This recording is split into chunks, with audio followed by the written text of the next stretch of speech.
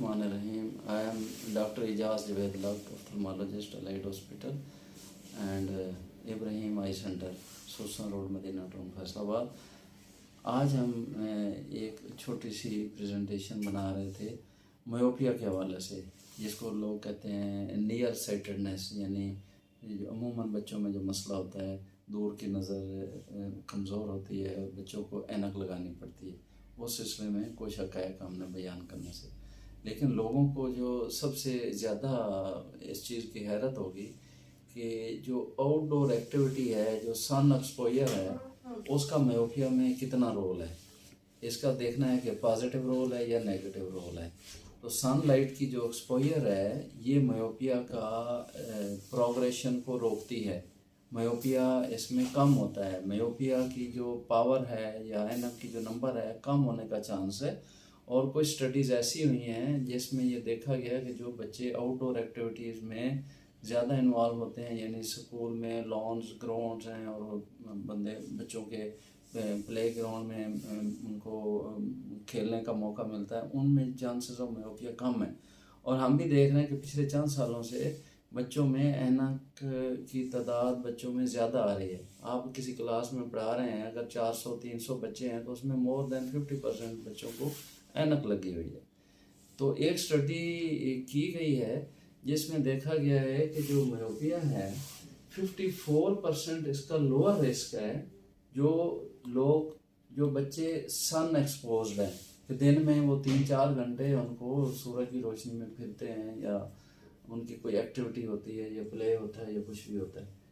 तो इसका मतलब ये नहीं कि वो सन गेजिंग करें, ये नहीं सूरज को देखें, नो, जो सनलाइट आ रही है वो साय में भी आ रही होती है और वो वैसे भी बच्चा चल रहा है या प्ले कर रहा है, खेल रहा है, तो उसमें क्योंकि पूरी सूरज की जो अल्ट्रावायलेट रेज हैं वो सारी आँख के लिए फ़ायदेमंद नहीं होती, उसमें कुछ स्पेक्ट्रम उसके फ़ायदेमंद होते हैं। तो जो बंदा रूटीन में फिर रहा है सनलाइट में तो उसको उसका फ़ायदा होता है।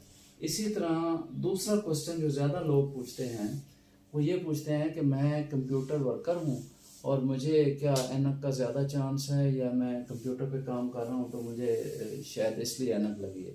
तो इसकी कोई हकीकत नहीं है। कंप्यूटर पे काम करना या डिवाइसेस जो नियर भी हम खड़ी हैं उन पे काम करने का ये ज़रूर होता है कि वो जो है उनको आई स्ट्रेन हो सकता है, आई पेन हो सकती है, हेडेक हो सकती है और थोड़ी सी वाटरिंग हो सकती है, लेकिन उसका मतलब ये नहीं कि उसको इसलिए ग्लासेस लगे हैं कि वो कंप्यूटर पे काम करते हैं। तो आप खुद सोचें कि जब कंप्यूटर नहीं बने थे वो ग्लासेस उस वक्त भी लोग लगाते थे। कंप्यूटर तो पिछले चंद सालों से आ रहे हैं ना, लोग उस वक्त भी ग्लासेस लगाते थे। इसी तरह अगला क्वेश्चन लोग पूछते हैं कि जो सन स्क्रीन के अलावा जो लोकल स्क्रीन्स हैं डिवाइसेस की, जैसे लैपटॉप है या मोबाइल टेलीफोन है, इसका क्या असर है। इसमें कुछ स्टडीज़ ऐसी देखी गई हैं कि जो लोग ज़्यादा नियर वर्क पे फोकस्ड हैं, ख़ुसूसन बच्चे लेस देन 18 ईयर्स, उनमें चांसेस ऑफ मायोपिया के ज़्यादा हैं। कि जो बच्चे नियर वर्क में ज़्यादा इन्वॉल्व हैं उनमें मायोपिया के चांसेस ज़्यादा हैं। तो एक्चुअली मायोपिया क्या होता है कि रेज ऑफ लाइट जो हैं, जो बंदा कोई ऑब्जेक्ट देख रहा है उसका इमेज रेटिना के ऊपर नहीं पड़ता, तो उसको रेटिना के ऊपर डालने के लिए हमें ऐनक की ज़रूरत रहती है। अब ऐनक की ज़रूरत के लिए इसकी पहले भी हम एक वीडियो बना चुके हैं कि जो लेंस है वो प्लस का है या माइनस का है, यानी बच्चे को मायोपिया भी हो सकता है, हाइपरमेट्रोपिया भी हो सकता है, एस्टिग्मेटिज्म भी, यानी उसकी आँख के जाविये भी मुख्तलिफ हो सकते हैं। लेकिन उन सब में उसका जो पहला ट्रीटमेंट है वो ग्लासेस है, ग्लासेस लगाने चाहिए। अगर ग्लासेस नहीं लगाते अर्ली एज में तो जो आँख कमज़ोर है वो कमज़ोर होती जाएगी, वो लेज़ी हो जाएगी। बाद वाली जो एज है, समझ लें कि 8 ईयर्स के बाद, तो फिर आप कोई भी उस पर ऐनक लगाएंगे तो वो जो लेज़ी हो गई है वो पक्की लेज़ी हो गई है, वो ऐनक से भी ठीक नहीं होती, लेज़र से भी ठीक नहीं होती, किसी चीज़ से भी ठीक नहीं होती। एक तो ये मैसेज जाना था कि बच्चों में प्लस का नंबर भी लग सकता है, माइनस का नंबर भी लग सकता है। जो प्लस का नंबर है वो हो या माइनस का नंबर हो, मसलन ये माइनस लेंसेज हैं जिनको कनकेव कहते हैं, कनकेव, तो ये प्लस के हैं जिनको कन्वेक्स कहते हैं। एक्चुअली जो लेंस है ये दो प्रिज्म का मजमुआ है कि आप समझें कि ये प्लस है, तो ये दो प्रिज्म अगर हम उल्टी रखें, उनके बेस टू बेस उनको मिलाएं तो ये प्लस का लेंस बन जाता है। इसी तरह इनके अगर एपेक्स मिलाएं ना दो प्रिज्म के, तो वो कनकेव लेंस बन जाता है।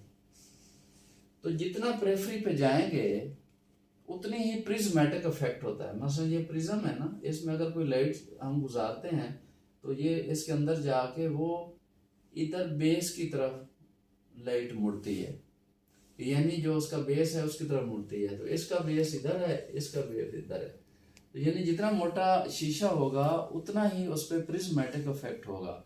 लेकिन अगर वो शीशा, ये शीशा है और ये आंख है, ये आंख के सेंटर के सामने है शीशा लगा हुआ, तो फिर ये प्रिज्मेटिक इफेक्ट उसमें कम है। तो आज हम तीन चीज़ों पे फोकस किया। नंबर 1 सनलाइट एंड मायोपिया, यानी जो नॉर्मल सनलाइट है वो उसमें एक्सपोज होने से मायोपिया के चांसेस कम हैं। नंबर 2 स्क्रीन टाइम जितना ज़्यादा होगा उसमें मायोपिया के चांसेस ज़्यादा हो सकते हैं। नंबर 3 कंप्यूटर्स एंड ऐसी डिवाइसेस जो अडल्ट उस पर काम कर रहे हैं उन्होंने उसको मायोपिया नहीं किया। मायोपिया उनका बचपन में हो गया था, क्योंकि जब ये कंप्यूटर बने थे उससे पहले एन के लोगों को लगी हुई थी। तो नेक्स्ट ये है कि जिस आँख को आपने टाइमली ट्रीट नहीं किया वो लेजी हो जाएगी या एम्ब्लायोपिक हो जाएगी। नेक्स्ट हमने ये बताया कि जो कन्वेक्स लेंस है या कनकेव लेंस है, बच्चे को प्लस का लेंस भी लग सकता है, माइनस का लेंस भी लग सकता है।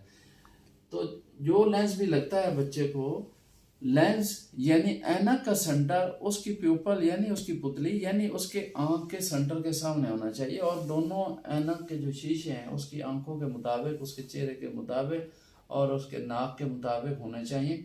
ना फ्रेम बड़ा होना चाहिए ना छोटा होना चाहिए। फ्रेम बड़ा होगा तो उसमें प्रिज्मेटिक इफेक्ट आ सकते हैं और बच्चे को स्ट्रेन या कम नज़र आने का चांस बन सकता है। Thank you so much. अस्सलाम वालेकुम।